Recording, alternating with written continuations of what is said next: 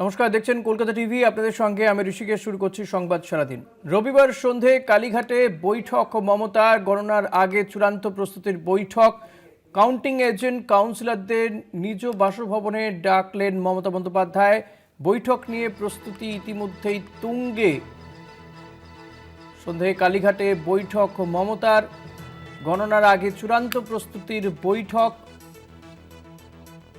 Counting agent কাউন্সিলরদের নিজ বাসভবনে ডাকলেন মমতা। বৈঠক নিয়ে প্রস্তুতি ইতিমধ্যেই তুঙ্গে। বৈঠক নিয়ে প্রস্তুতি তুঙ্গে রয়েছে মমতা বন্দ্যোপাধ্যায়ের বাড়িতে বৈঠক। সন্ধে কালীঘাটে বৈঠক মমতার। কাউন্সিলর এবং কাউন্টিং এজেন্টদের নিয়ে এই বৈঠক হতে চলেছে। দেবাশিস সেনগুপ্ত রয়েছে আমার সঙ্গে টেলিফোনে। দেবাশিস, কখন হবে এই বৈঠক? মূলত কোন কোন বিষয়গুলো নিয়ে আলোচনা হতে পারে বলে জানতে পারছো?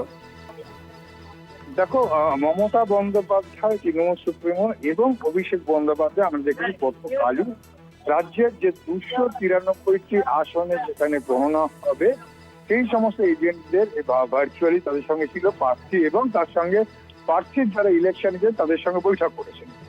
এবং আজ মমতা বন্দ্যোপাধ্যায় তার দলের তার বিধানসভা কেন্দ্র অর্থাৎ 159 নম্বর ভবানীপুর বিধানসভা কেন্দ্রে যে গণনা কেন্দ্রে যে সমস্ত এজেন্টরা থাকবে তাদেরকে নিয়ে বৈঠক করছেন এবং সেই বৈঠক কিছুক্ষণ আগেই শুরু হয়েছে বলে আমরা জানতে পারছি। এবং সেখান থেকে যে টুইট বার্তা আগেও দিয়েছিল ভবানীপুর কেন্দ্রটা সকলের নজরে রয়েছে। কেন জানো, যে গতবারে যেভাবে মমতা বন্দ্যোপাধ্যায় অভিযোগ ছিল তৃণমূল কংগ্রেসের পক্ষ থেকে যে শেষ মুহূর্তে লোডশেডিং অর্থাৎ লাইট বন্ধ করে দেওয়ার পরেই ফলাফল ঘুরে গেছে, সেই জায়গায় দাঁড়িয়ে বাড়তি সতর্কতা হিসেবে যার নির্বাচনী যারা কাউন্টিং এজেন্ট রয়েছে তাদেরকে বেশ কিছু নির্দেশিকা ইতিমধ্যেই দিয়েছে।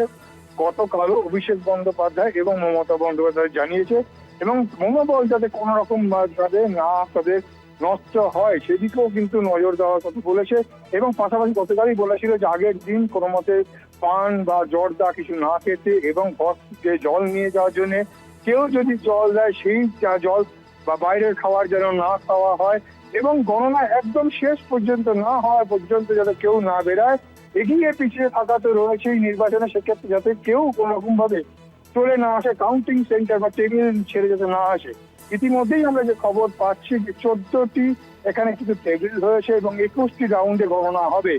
অর্থাৎ শুরু থেকে একদম শেষ পর্যন্ত কেউ যাতে না বেরিয়ে আসে সেরাম যেমন পাশাপাশি নির্দেশিকা থাকবে। এর পাশাপাশি বেশ কিছু ক্ষেত্রে টেকনিক্যাল বিষয় রয়েছে, যে টেকনিক্যাল বিষয়ের জন্য গতকালও বলেছিল একদম সামনের সারিতে বসা এবং কোনো ক্ষেত্রে যদি ডিসপিউট অ্যারাইজ করে সেটাকে চ্যালেঞ্জ করা এবং যদি দেখা যায় যে ব্যালট উনি সেখানে যে ব্যালট ভরা হচ্ছে এবং ইভিএম মেশিন আসছে সেখানে কত ভোট পড়েছে, সেক্ষেত্রে প্রার্থী কতজন, তার দলের প্রার্থী কত ভোট পেয়েছে, বিপক্ষ দল কত ভোট পেয়েছে তার যেমন নোট করা।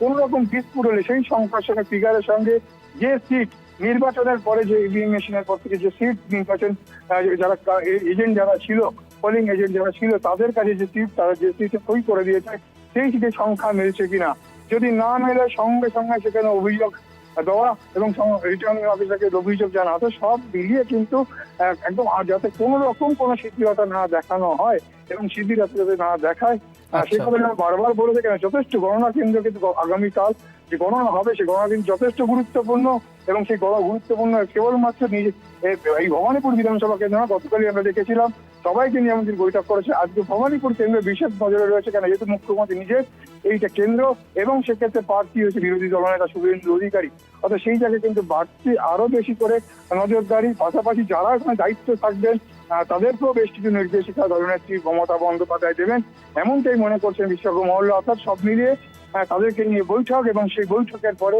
যে নির্দেশিকা বলে সেগুলি অক্ষরে অক্ষর পালন হয় সেটা দেখারও কিন্তু ব্যবস্থা রাখবে এমনটাই কিন্তু দলীয় সূত্রে খবর পাওয়া যাচ্ছে। অর্থাৎ এই সে বৈঠক শুরু হয়ে গিয়েছে যতদূর আমরা জানতে পেরেছি এবং দলনেত্রী যে কাউন্টিং এজেন্ট যারা রয়েছে তাদেরকে বেশ কিছু নির্দেশিকা তারা দেবেন। ধন্যবাদ দেবাশিস। কথা বলছিলাম প্রতিনিধি দেবাশিস সেনগুপ্তর সঙ্গে। মমতা বন্দ্যোপাধ্যায়ের বাড়িতে সেই বৈঠক শুরু হয়ে গিয়েছে ইতিমধ্যেই। কাউন্টিং এজেন্ট এবং কাউন্সিলরদের এই বৈঠকে ডাকা হয়েছে। মমতা বন্দ্যোপাধ্যায় ডেকেছেন। ভবানীপুরে যে 14টি টেবিল করা হয়েছে কাউন্টিংয়ের, 21 রাউন্ড হবে গণনা।